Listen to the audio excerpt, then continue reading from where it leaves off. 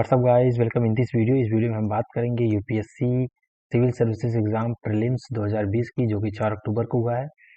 और इस पेपर में आए हुए सारे पॉलिटी के क्वेश्चंस को हम डिस्कस करेंगे। तो इस पेपर में टोटल 17 क्वेश्चंस आए हुए हैं और इस क्वेश्चंस की नंबरिंग जो है सेट बी के अकॉर्डिंग हुई है। तो आप अपने सेट के अकॉर्डिंग जो है इसे एडजस्ट कर सकते हैं, मैनेज कर सकते हैं।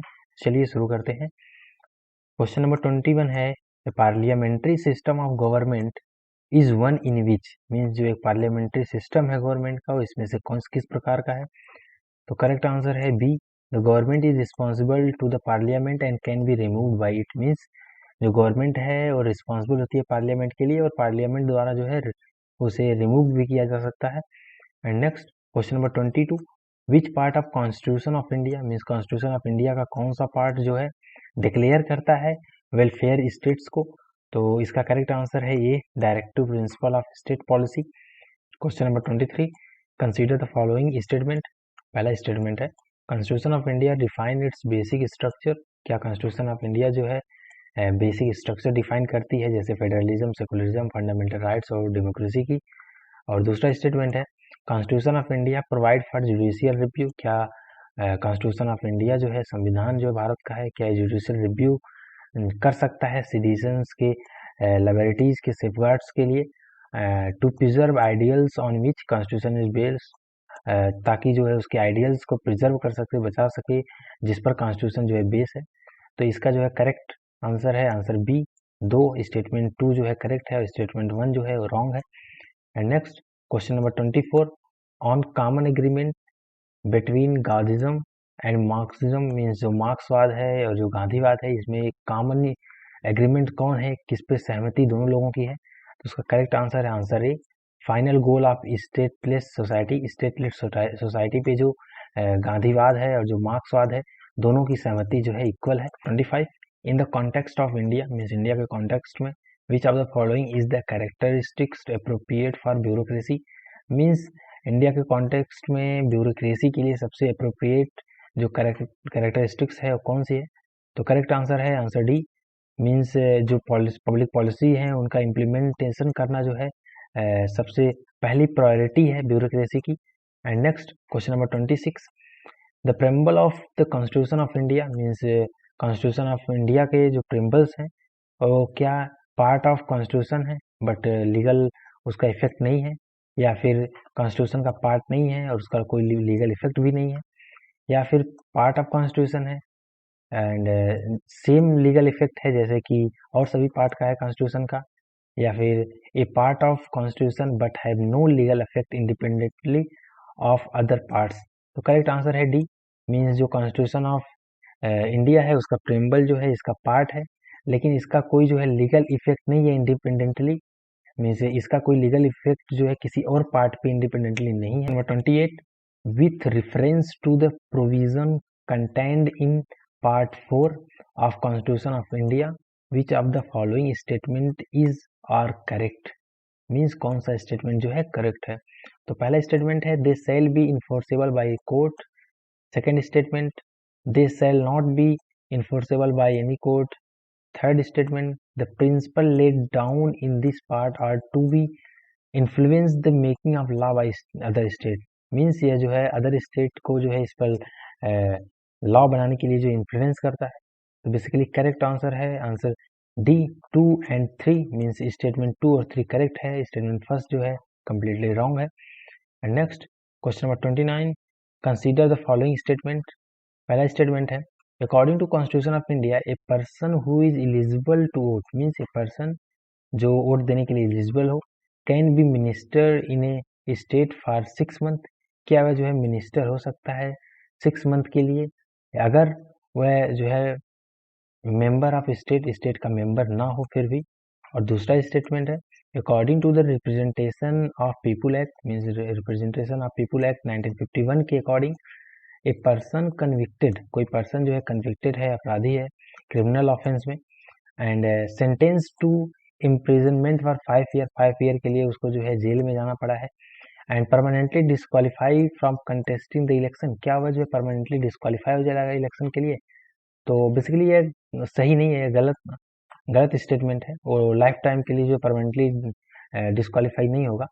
उसका रूल होता है कि अगर 2 साल के लिए कोई जेल है तो अगले कुछ सालों के लिए जो है उसको इलेक्शन नहीं जो है लड़ा जा सकता है, इलेक्शन का जो कैंडिडेट नहीं बन सकता। बेसिकली करेक्ट आंसर होगा answer A and D both हमको लगता है। अब यूपीएससी जो है अपने फाइनल आंसर की में कौन सा आंसर बताती है, ये थोड़ा सा कंफ्यूजिंग है। And next question number 30, consider the following statement. पहला स्टेटमेंट है president of India can summon a session of parliament at such place he she think, means जहाँ पे उनको लगता है, वहाँ उनकी थिंकिंग फिट बैठती है, वहाँ पे वो सम्मन दे सकते हैं पार्लियामेंट के किसी सीजन में। और दूसरा स्टेटमेंट है constitution of India provides for 3 session of the parliament in a year but it is not mandatory to conduct all 3 season.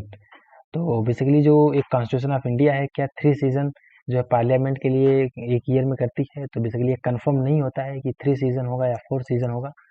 और there is no minimum number of day that the parliament is required to meet in a year, means कोई minimum number of days नहीं है parliament के लिए एक साल में meeting के लिए, मीट करने के लिए।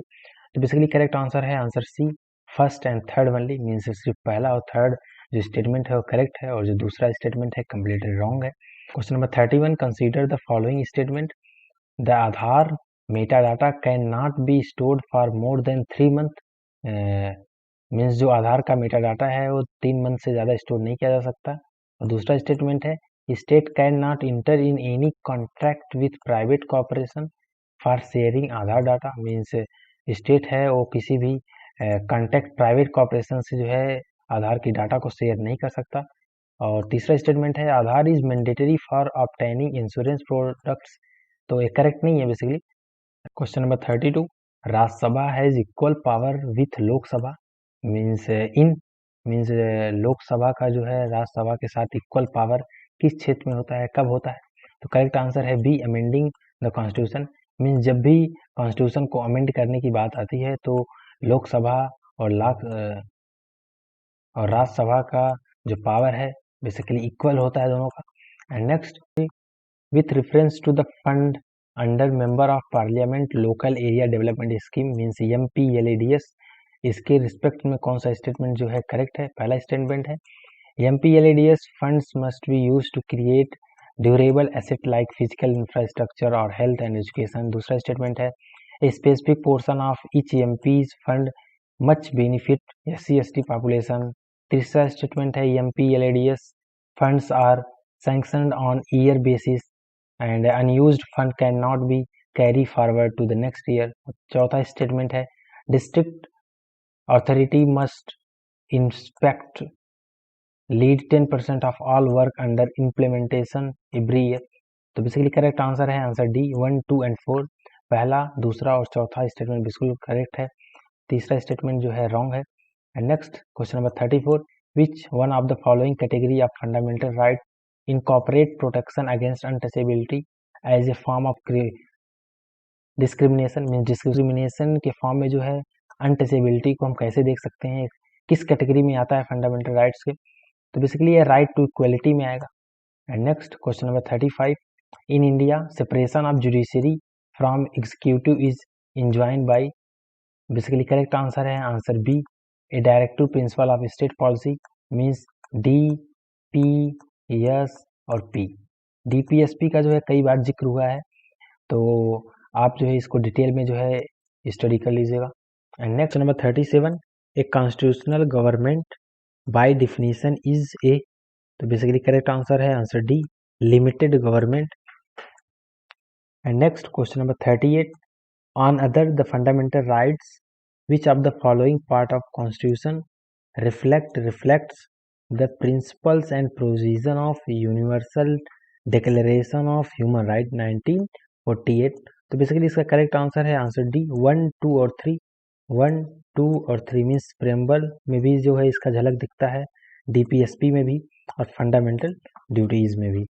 And next question number 39, in India legal service authority provide free legal service to which of the following type of citizen, means जो लीगल सर्विस अथॉरिटी है किस तरह के सिटीजन्स को जो है लीगल सर्विस जो है फ्री में प्रोवाइड करती है। इसका करेक्ट आंसर है आंसर ए, 1 एंड 2 ओनली।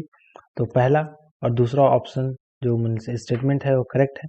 अगर आपको वीडियो पसंद आया तो लाइक कर दीजिए, आपकी कोई क्वेरी है तो कमेंट कर सकते हैं, और अगर आपने अभी तक चैनल को सब्सक्राइब नहीं किया है तो सब्सक्राइब कर लीजिएगा ताकि ऐसे ही वीडियोज़ आपको मिलते रहें। Thank you.